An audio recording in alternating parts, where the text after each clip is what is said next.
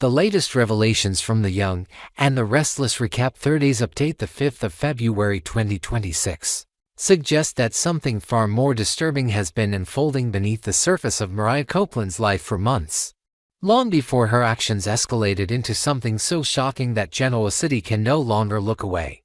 What initially appeared to be stress, emotional fragility, or unresolved trauma has now revealed itself as a profound and dangerous unraveling of identity. Mariah Copeland is no longer behaving like the woman viewers have come to know, and the kidnapping of Dominic Winter's Chancellor is not an isolated act of desperation but a symptom of a deeper, far more sinister breakdown. The fact that Mariah has been experiencing vivid hallucinations of Ian Ward immediately raises red flags, because hallucinations of this intensity do not emerge in a vacuum, especially not in someone whose mental health history, while complicated, has never included sustained psychosis.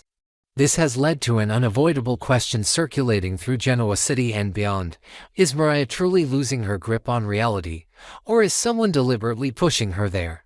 To understand the severity of what is happening, it is essential to revisit Mariah Copeland's mental health history in full context. Mariah's childhood was undeniably traumatic, marked by abandonment, manipulation, and emotional neglect, but trauma alone does not equate to severe mental illness. Over the years, Mariah has shown resilience, emotional insight, and a strong capacity for self-awareness. She has struggled, yes, but she has never previously experienced extended hallucinations, dissociative episodes, or violent impulses detached from reality. Her emotional pain has always had recognizable triggers and coherent responses. That is precisely why her current behavior feels so alarming. The abruptness and intensity of her psychological collapse suggests not a gradual deterioration, but a sudden destabilization, as if a switch has been flipped inside her mind. According to what has been revealed, the last time Ian Ward appeared in Genoa City proved to be a critical turning point. Ian's presence has always functioned like a psychological toxin, particularly for those with unresolved trauma and emotional vulnerability. His extreme actions during that visit did more than frighten Mariah. They reactivated dormant wounds she had spent years trying to manage. In the aftermath, Mariah reportedly came frighteningly close to killing a man while on a business trip, an act so far outside her moral and emotional framework that it terrified her into seeking help. That near tragedy forced her into a mental health facility in Boston, a decision framed as preventative and restorative. Yet instead of stabilizing her, the treatment seems to have done little to address the root cause of her distress. When Mariah returned, she was quieter, more withdrawn, and increasingly disconnected, subtle changes that were easy for loved ones to misinterpret as recovery rather than suppression. What complicates matters further is the haunting parallel to her mother, Sharon Newman, who not long ago experienced her own severe mental health crisis. Sharon, much like Mariah, began hallucinating a figure from her past, Cameron Kirsten, a presence that pushed her into reckless and dangerous behavior. Sharon's breakdown was not simply emotional, it was psychological, blurring the line between memory and reality until she could no longer trust her own perceptions. The similarities between Sharon's crisis and Mariah's current state are impossible to ignore. Both women experienced hallucinations centered around men who represented profound trauma. Both became increasingly isolated and secretive, and both were driven to actions that contradicted their core values. This raises the unsettling possibility that what Mariah is experiencing may not be an isolated mental health episode, but part of a larger pattern tied to unresolved trauma, genetic vulnerability, or even external interference. That last possibility is where the story becomes truly unsettling. The idea that Mariah might be drugged or chemically manipulated cannot be dismissed, especially given Genoa City's long history of medical tampering, coercive control, and psychological experimentation. Hallucinations that are vivid, persistent, and directive, such as those involving Ian Ward urging or influencing behavior, often point to something more than stress-induced psychosis. If Mariah were being dosed with a substance designed to destabilize her perception of reality, it would explain not only the hallucinations but also the escalation of her actions. The kidnapping of Dominic Winter's Chancellor is not something Mariah would rationally choose under normal circumstances. It suggests a distorted belief system, one in which she perceives danger, obligation, or destiny where none objectively exists. The most terrifying question, of course, is whether Ian Ward himself is involved. Ian has always thrived on control, psychological dominance, and the slow dismantling of others' identities. Even if he is not physically present in Genoa City, his influence could linger through manipulation, planted triggers, or intermediaries acting on his behalf. Ian understands how to weaponize faith, fear, and memory, and Mariah, with her history, would be uniquely vulnerable to such tactics. Alternatively, Ian may not be directly involved at all, which opens an even darker door. Someone else could be exploiting Mariah's trauma using Ian as a psychological anchor. Knowing that his image would provoke terror, obedience, or confusion. In that scenario, Ian becomes not the mastermind but the mask. What makes this storyline especially tragic is that Mariah's actions, while dangerous, are not born of malice. They are born of fear, confusion, and a fractured sense of reality. The kidnapping of Dominic is not an act of cruelty but a desperate attempt to resolve a perceived threat or fulfill a distorted sense of purpose. That does not excuse the harm caused, but it reframes Mariah not as a villain, but as a victim whose agency may have been compromised long before anyone noticed. Each hallucination, each erratic decision, each step deeper into isolation has been a warning sign, one that those around her either missed or misunderstood. As Genoa City grapples with the fallout, the implications extend far beyond Mariah herself. If she has been drugged or manipulated, then the question becomes who allowed it to happen, and why. If her breakdown is linked to unresolved trauma amplified by inadequate treatment, then the system failed her. And if this crisis mirrors Sharon's past so closely, it forces a reckoning with how generational trauma is handled, dismissed, or exploited.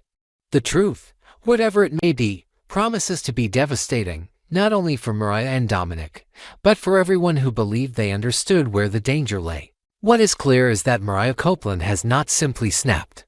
Something has been building, something has been feeding on her vulnerability, and until the source of her hallucinations is uncovered, no one can be certain that the threat has truly passed. In a city where minds have been controlled before and memories have been rewritten, the most frightening possibility is not that Mariah has lost herself, but that someone else has been systematically taking her apart, piece by piece, waiting for the moment she would finally break. If we look at everything that's been happening to Mariah through the lens of Ian Ward and Jordan Howard, the picture stops feeling like a random mental breakdown and starts to look much more like a slow-motion attack that has been carefully engineered from the shadows.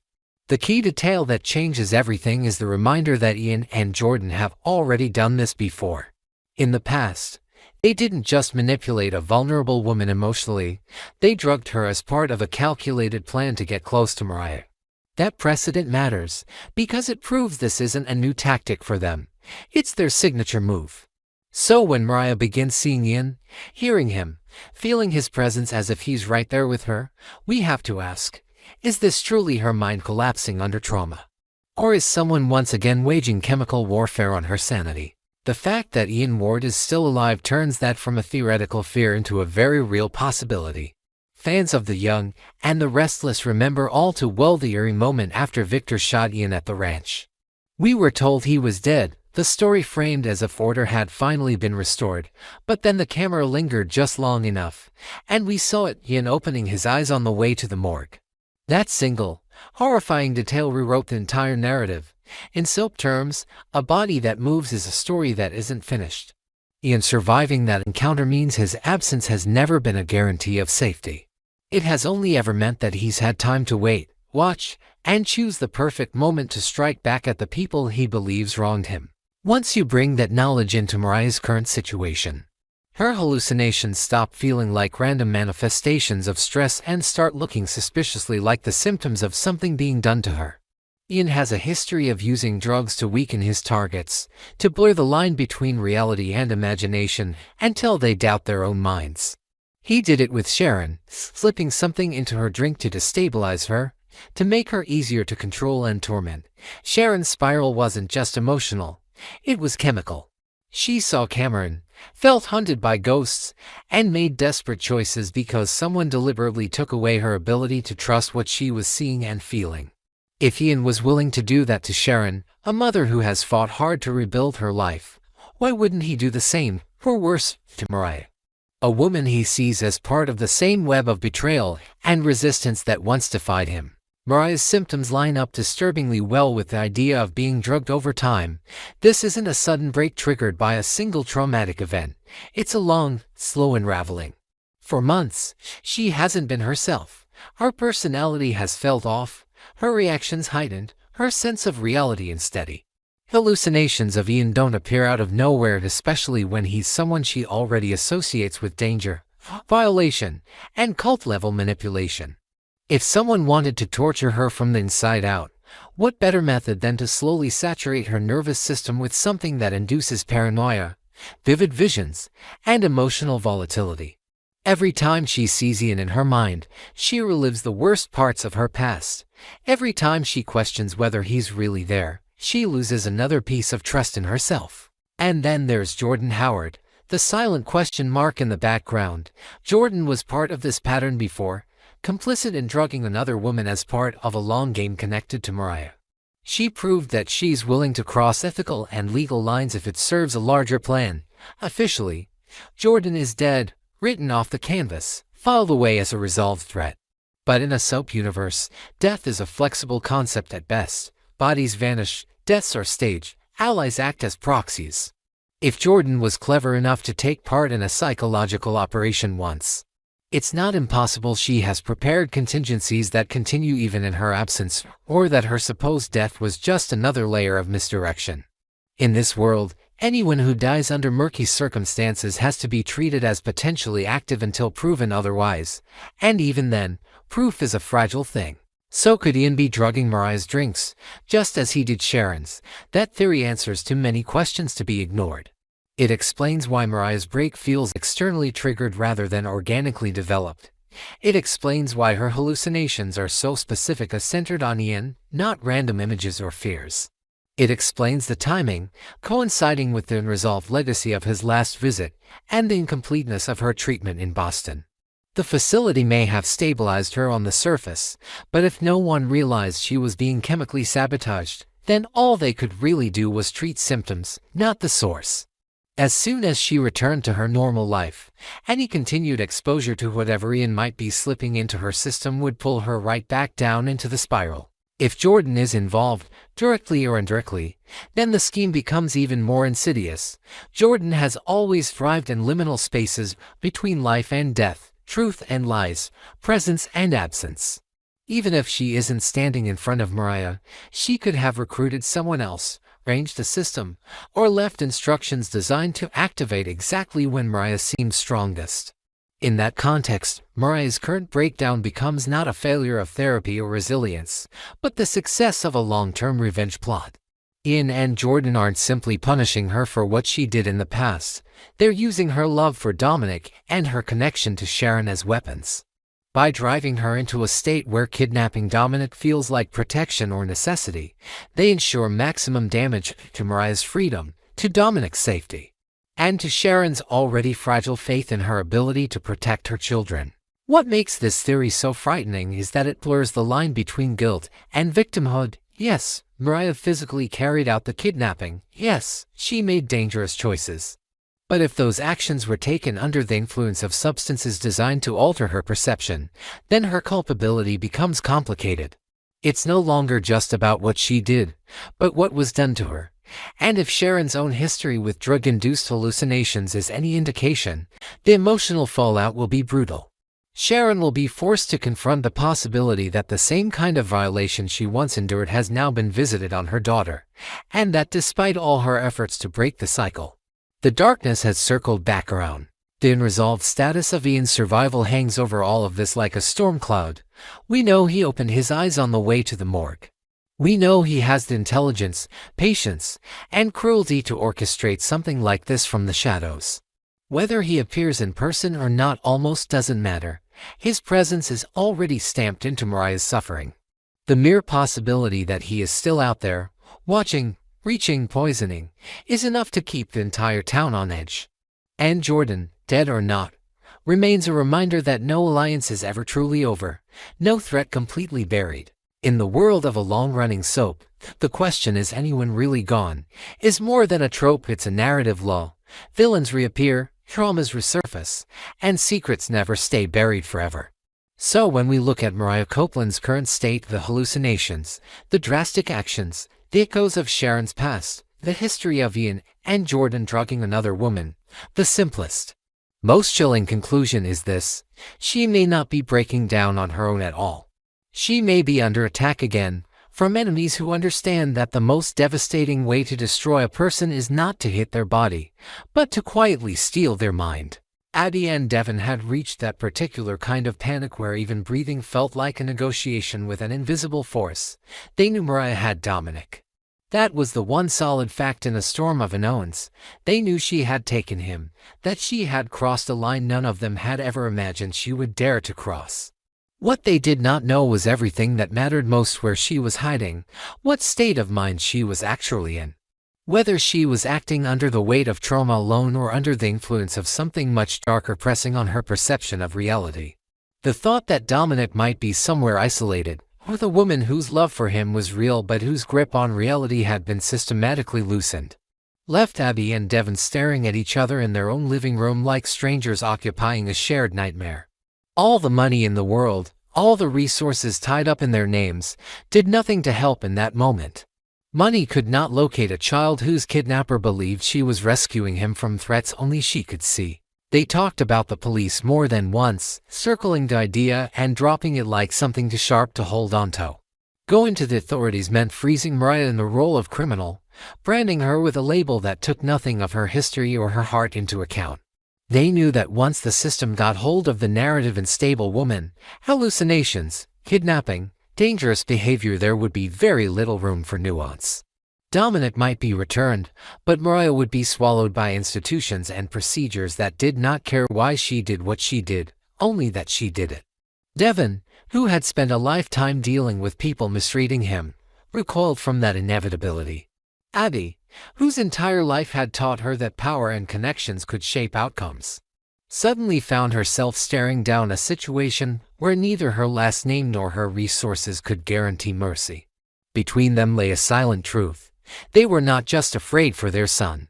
They were afraid of what saving him might do to the woman who had carried him into this world and loved him like he was her own. It was that tension between justice and loyalty, safety and compassion that finally pushed them toward the one person Abby had spent days trying not to think about involving: Victor. In the hierarchy of Genoa City, there were cops, detectives, private security firms, and then there was Victor Newman. He existed outside the ordinary chain of command, operating in a zone where influence, intimidation, and unconventional methods did what legal channels could not. Abby hated that it had come to this, that she needed to turn to her father not as a comforting presence but as a blunt instrument. Yet even she had to admit that if anyone could track someone down without dragging the entire town into a public scandal, it was Victor. Devin, for his part, was wary. He knew Victor as a legend and a cautionary tale, a man whose solutions always came with a cost.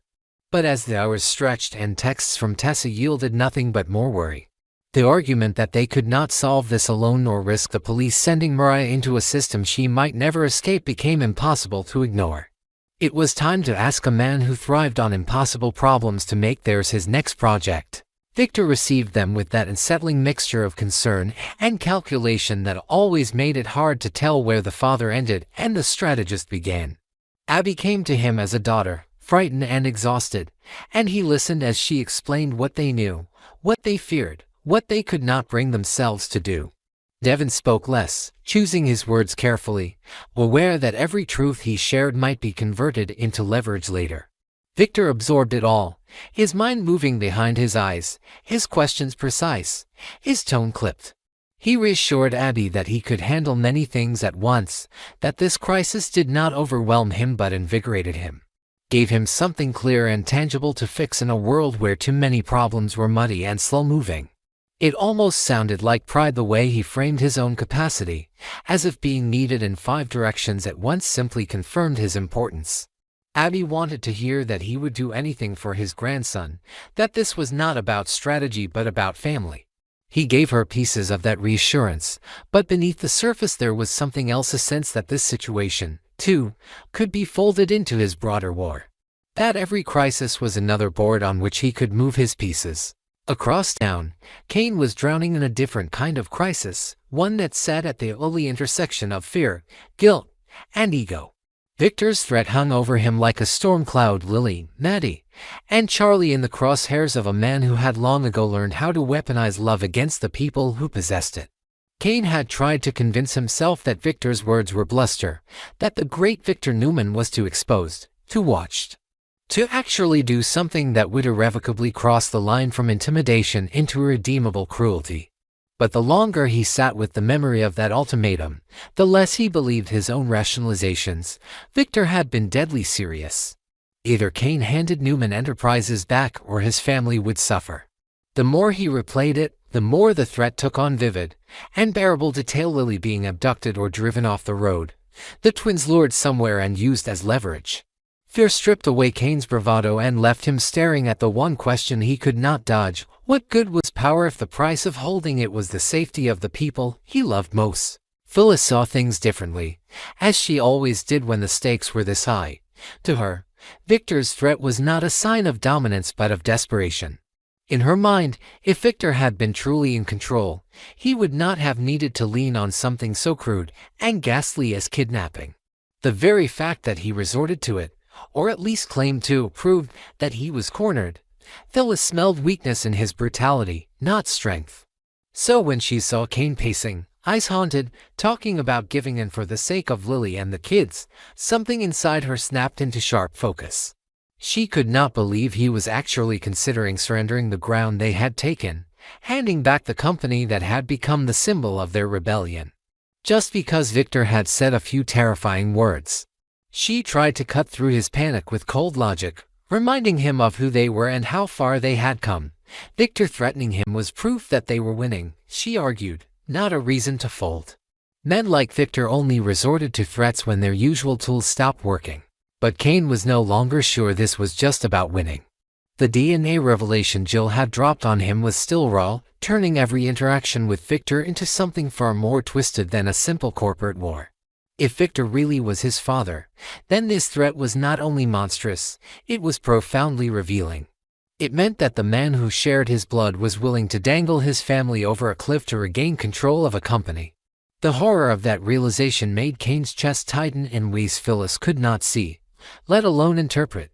For her, the question was strategic: power versus retreat, dominance versus humiliation. For him, it had become existential. How could he justify continuing to fight if doing so might prompt his father to carry out the unthinkable? And yet, if he surrendered, what would that say about who he was, about all the risks he had taken, and all the bridges he had burned to get here? Phyllis's frustration grew as she watched him spiral. She tried to shock him out of his fear, mocking the idea that he was suddenly choosing family first when, in her view, that family had often chosen to misunderstand or abandon him. She twisted the knife, suggesting that the people Kane was so desperate to protect might never speak to him again if he handed everything back to Victor. What mattered more, she pressed the approval of a family that had always held him at arm's length, or the satisfaction of standing over the Newman Empire and knowing he had beaten them at their own game. Her sarcasm bled through as she half-joked that the victory here was not really Newman versus Kane at all, but Kane versus Phyllis. Slip of the tongue or not, the implication was clear. She saw herself as the architect of their ascent, the one who had truly gone to war. And she could not stand the thought of him walking away from a battle she believed they were finally close to winning. In that clash, a deeper truth surfaced. Phyllis could not see past the scoreboard. To her, everything was measured in who was on top, who got to claim victory, whose enemies were humiliated, and whose name was etched into the narrative as the one who turned the tide. Kane, rattled by Jill's revelation and crushed under Victor's threat, was finally being forced to evaluate the cost in terms that went beyond bragging rights. Lily, Maddie, Charlie, these were not abstractions. They were his life, and the more he imagined Victor following through, the less he cared about boardrooms and titles. The tragedy was that he could not yet articulate this shift in a way Phyllis would understand. So, he stood there, caught between two voices. Victor's ultimatum echoing in his bones and Phyllis's sharp insistence that retreat now would mean admitting they were never worthy of the prize in the first place. Back at the ranch, Victor now found himself at the center of converging crises: a kidnapped grandson, a son who had exposed his plans, a daughter begging for help that might clash with schemes already in motion, an enemy torn between defiance and surrender. To Abby and Devon, he presented himself as the solution, the man who could work on many fronts without letting any ball drop. He reassured them that he would mobilize whatever resources were necessary to find Dominic, to keep the police at bay while still moving faster and more ruthlessly than any official investigation could. He hinted at contacts, surveillance, networks that spanned far beyond Genoa City. Abby clung to those promises because she needed to believe that someone, anyone, knew what to do. Devon listened with part of his mind and kept the rest focused on the possibility that Victor would weave their crisis into his other battles, perhaps using information about Dominic's disappearance as leverage against Kane or anyone else who stood in his way. That was the ugly symmetry of it all, while Abby and Devon came to Victor because they believed they had no other choice. Kane was contemplating surrender because he believed he had no other way to protect the people he loved. Victor sat at the center of both equations, the constant in every variable, the man whose shadow stretched over every desperate conversation. For some, he was the only hope left. For others, he was the threat they could no longer ignore. And for Kane, trapped in the crossfire between blood and responsibility, he had become something even worse: a father who might prove, once and for all, that the legacy he offered was not protection, but destruction dressed up as destiny. In that tangled moment, one question linked them all, from Abby and Devon searching for their missing son, to Kane standing on the edge of capitulation, to Phyllis clinging to the illusion of control. How much were they willing to sacrifice to either hold onto or escape Victor Newman's gravitational pull? For Abby, the answer might mean accepting help that came with invisible strings. For Devon, it meant trusting a man whose ethics had always been flexible if it meant bringing Dominic home alive. For Kane, it meant choosing between being the man who finally beat Victor or the son who refused to let his own ambition become the weapon that destroyed everything he claimed to love.